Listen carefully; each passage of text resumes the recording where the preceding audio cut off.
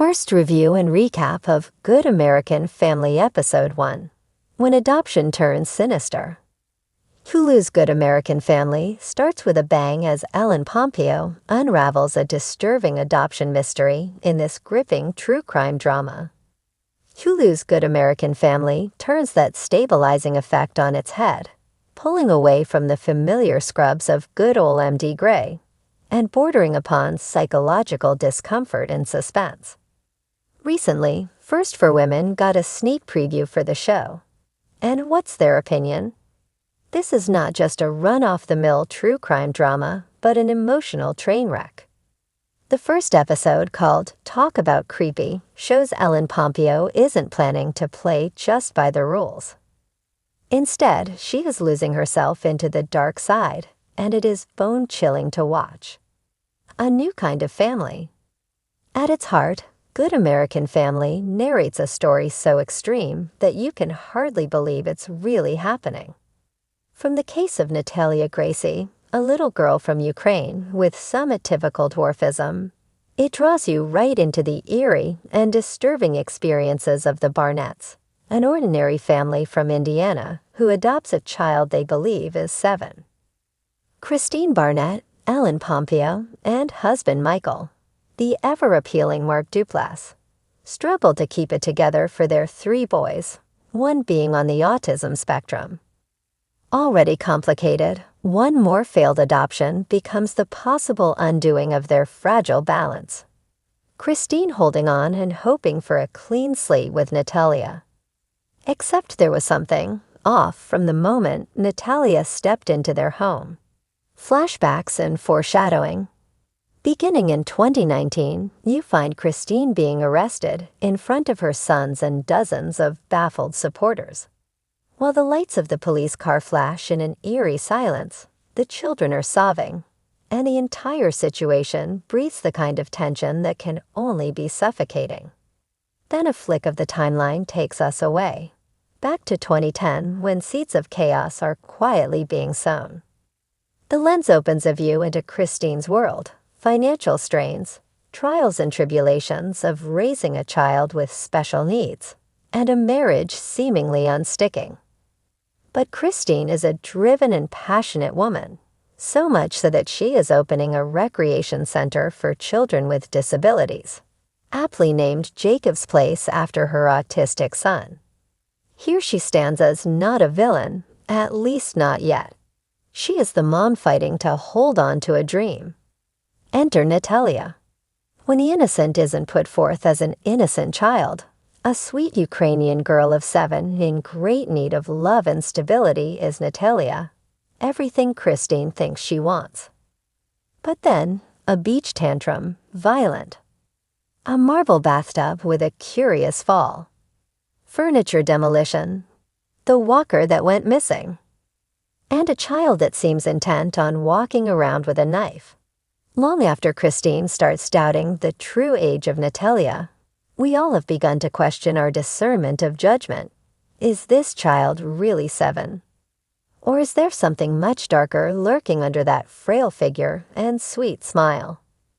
A credit to Imogen Faith Reed, who plays Natalia, is that every time you see her on screen, it is in some way ambiguous. One second she is weeping. The next, that gaze is silent, clammy, and causing fright. Ellen Pompeo, from empathetic to enigmatic. Masterstroke was truly the best expression to describe her casting. Creator Katie Robbins explained it all. She is America's sweetheart. Robbins told First for Women. You automatically want to empathize with her character. And indeed, we chew through sympathy for her until things twist. Pompeo delivers Christine with an unprecedented rawness. Desperation colored her eyes. That kind of frayed intensity was adding throughout each and every scene. As viewers, we are not just watching her unravel. We are feeling her do so. The more her uncertainty regarding Natalia increases, the more we find ourselves questioning everything we have seen thus far. By the end of episode 1, when an hallucination comes in, Christine wakes up to see Natalia standing over her with a knife. At this point, the victim-perpetrator dichotomy has gone completely muddied. Is it show or experience? That quote from First for Woman, "It's not a show, it's an experience," sits right.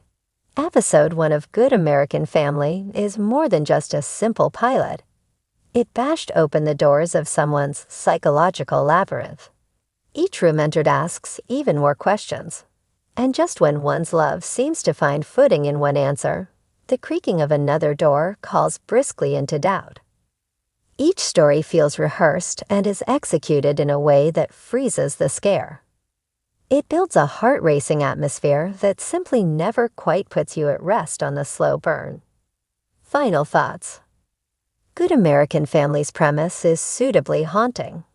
At its most superficial level, it tells a story of adoption, trust, and family. However, peel back the layers, and you will find a disturbing commentary on perception, manipulation, and the terrifying possibility that perhaps the people closest to us are not who we think they are. Episode 1 raises far more questions than it answers, and that is absolutely its intention. Is Natalia actually a dangerous adult pretending to be a child? Is Christine a heroic mother or an unreliable narrator? And most importantly, what happens next? If the first episode is any guide, one thing is for sure. Good American Family is about to be your newest obsession. So put away the popcorn and maybe some nightlights. From here, the show only gets darker. From the first frame of Good American Family, it's clear we're not in Hallmark territory. The pilot episode, titled When Adoption Turns Sinister, opens with a sweeping drone shot over suburban bliss. Manicured lawns, lemonade stands, and smiling neighbors. But before we get too comfortable, a chilling undertone cuts through the sunshine. This isn't a show about the perfect family. It's about the performance of perfection, and what happens when that performance begins to crack. The premise is deceptively wholesome. The Albrights, Carol, played with eerie composure by Lisa Hartman Black, her husband Warren, played by veteran TV dad Patrick Duffy, and their 2 biological teens, open their home to an adopted 10-year-old girl named Mallory. On paper, they are the embodiment of a good American family. Church on Sundays, casserole exchanges with neighbors, framed photos with matching sweaters. But this show makes no secret. Something is very, very wrong. Mallory's arrival is met with warmth, at first. Carol whisks her around the house with a Stepford wife smile, showing her the chore chart and smile schedule. Yes, smile schedule. It's not long before viewers start picking up on the eerie microaggressions woven into Carol's brand of mothering.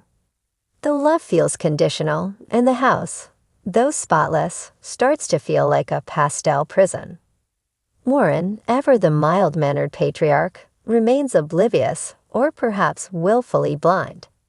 One gets the sense he's a man who prides himself on providing, but not probing.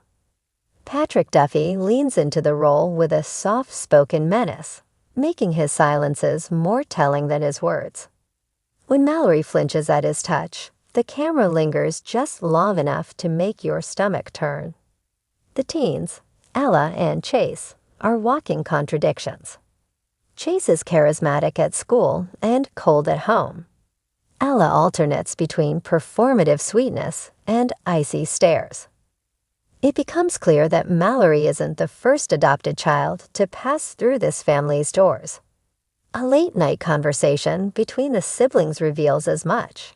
You remember what happened with Keisha. Mom said we don't talk about that. And just like that, Episode 1 kicks open a door to this series' central mystery. What did happen with Keisha? Mallory, played with heartbreaking vulnerability by newcomer Ainsley Chen, is the emotional core of the episode. Her performance is raw, cautious, and quietly powerful. Through her eyes, we see the cracks in the Albright's facade. Every overly cheerful breakfast, every accidental isolation tactic. All of it feels like it's been rehearsed, weaponized. This family doesn't want a child. They want an audience.